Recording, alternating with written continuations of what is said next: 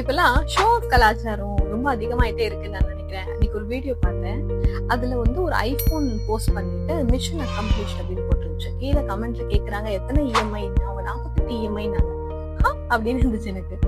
அது மட்டும் இல்லாம அதுவும் பரவாயில்ல, கார் வாங்குறதெல்லாம் வண்டி ஓட்டுறதுக்கு வாங்குற மாதிரி தெரியல, அந்த அன்வெயிலிங் மூமெண்ட் இருக்குல்ல அதுக்காக இருக்க மாதிரி இருக்கு.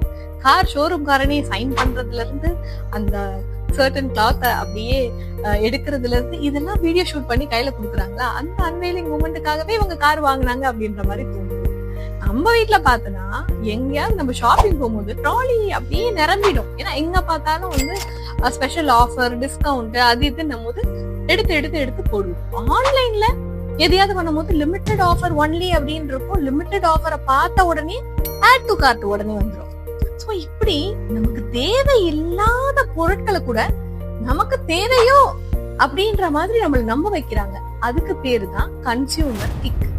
இந்த கிக் நமக்கு வரதுக்காகவே பண்றாங்க. ஆனா யோசிச்சு பாருங்க, ஒரு பொருளை வாங்குறதுக்கு முன்னாடி இது நமக்கு தேவையா, இது அத்தியாவசியமா, வாங்கியே ஆகணுமா நம்ம யோசிச்சோம்னு வச்சுக்கோங்களேன், கண்டிப்பா வாங்கவே மாட்டோம். காசுதாங்க நம்ம மதிப்பு. அப்போ அந்த முடிவெடுக்கிற பொறுப்பு நம்மளோடது. அதை யோசிச்சு நீங்க முடிவெடுங்க.